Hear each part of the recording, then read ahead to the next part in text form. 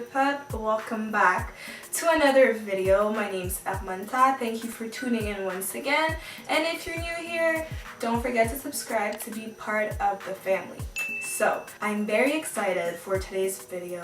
I did a poll on my Instagram and I asked you guys if you would be interested in me doing a video on how I managed to have a high self-esteem and have a lot of confidence. Now, this is a question that I honestly get very often. So without further ado, let's get right into the video.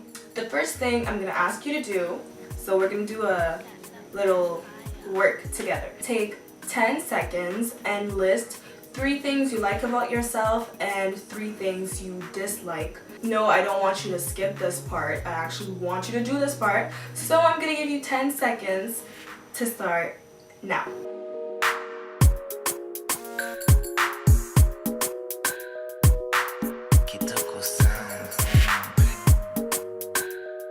So I'm assuming that for some of you, it might have been easier to find things that you dislike about yourself more than things that you like about yourself. It's kind of like when people ask you, hey, so tell me about yourself, and you're like, I don't know. If that's your case, I do not blame you. I do think that society creates all these ridiculous standards, making it easier for us to find those insecurities and struggle with the concepts of confidence and self-love.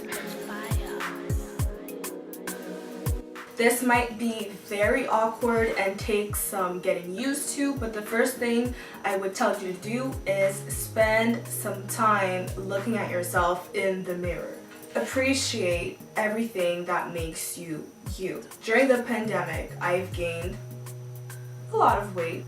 10 pounds-ish. So I always wanted to, gain weight, to get thick. Like, I wanted that. And I got the weight. Funny thing is, I wasn't too sure how it made me feel. I was like, oh, I'm used to having a flat stomach. Now my stomach's a bit bigger.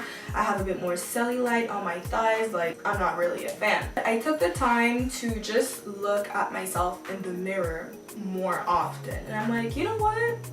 I actually kind of like this weight. It kind of makes me look grown. I feel like a woman. I feel good, actually. I'm not exactly for plastic surgery, but I don't condone it either, just for the simple fact that I don't feel comfortable telling someone what they should do with their bodies in that aspect. If they're really unhappy with the way they look like and they want to change it, I feel like, yo, that's your personal choice and my opinion is irrelevant to the matter. I would never ever consider doing plastic surgery on myself. So I look at myself and I'm like, well, you know what, Hermantha, this is what you look like, this is what you're working with. You're not going to do surgery, so might as well like you for what you look like right now. I really try to be content and satisfied with the way I look. Now, number 2, daily affirmation. This one sounds very corny, but if someone repeats something really mean to you day after day, something like, oh, you're ugly, you're stupid, you're stupid, you're stupid, hearing that every day, you're gonna start believing it, right? Why wouldn't the same concept apply to positive thoughts? Wake up and go in the mirror every day and say, I'm beautiful, I'm smart. If you hate your freckles, my freckles are beautiful. I love my forehead. Anything that you don't like. The first day you might feel kind of stupid looking like, I like my freckles, and you hate your freckles. But once you start saying that you love your freckles every day, you're gonna start believing it, and one day you'll really love your freckles and wonder why you even disliked them in the first place. The next tip I have for you is to show off what you got. I am a firm believer of you strutting and showing off whatever it is that you like about yourself if that makes you feel better. My parents aren't exactly fans of this, but I love my legs, and I like wearing short skirts, especially when it's summertime, the sun is hitting, my melanin looks amazing. Like, I want to show off my legs. I feel like my legs are beautiful and it makes me feel great. Another thing, I have a love and hate relationship with my forehead.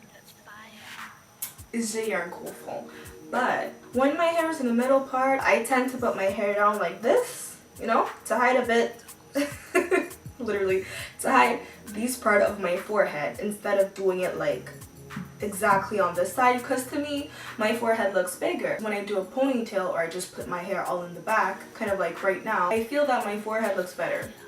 Does it really make a difference? I don't know, but that's what it makes me feel. To work with whatever you got and make it work for you. I cannot stress this one enough.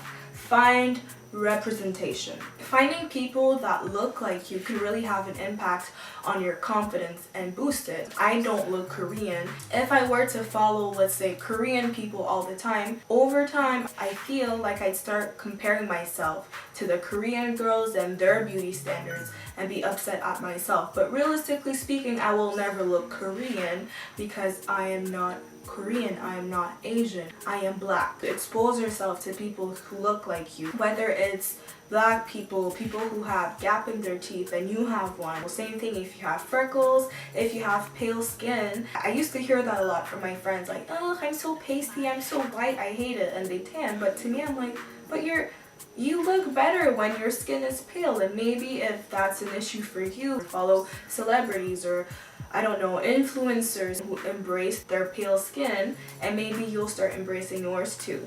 Cut off the things that are feeding your insecurities. One thing I stopped doing, and if I ever catch myself doing it, I try to stop it right away, comparing myself to other people. Hermantha, you are you. God made you the way you are for a reason, so there's no point in trying to be like someone else. That kind of goes hand in hand with the thing I just said about representation. If following certain celebrities causes certain insecurity for you, well, unfollow those people. Now I'm talking about social media, but unfollow anything that will feed your insecurities. Like back then, I remember thigh gaps were such a thing.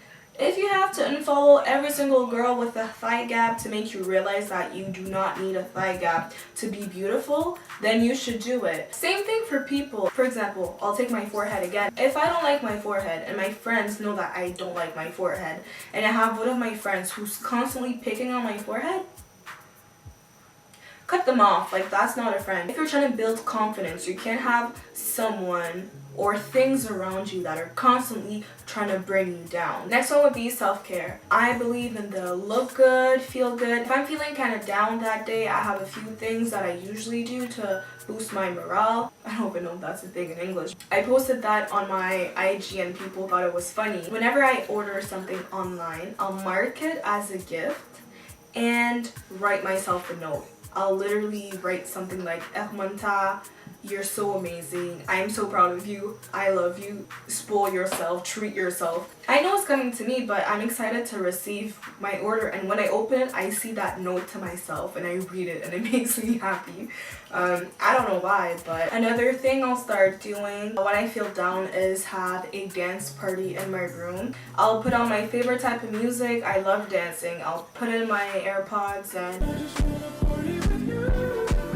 I don't even have to look cute. I just dance, and honestly, I feel 1,000 times better after I do that. You can go take a bath, do your nails, anything that makes you feel good, do that. We always say treat people the way you want to be treated, but I think it's important to treat yourself the way you treat others. Why do you have so much love to give? Why are you willing to go to great lengths to make other people happy, but you wouldn't do the same thing for yourself? Last but not least, be patient. For me, it's a bit easy just because I've been doing that for a very long time, and that's mostly due to the fact that my parents have been really good at positive reinforcement. They don't really believe in us having low self-esteems or anything. They're like, you're the bomb.com, you're dime plus 99, you're everything.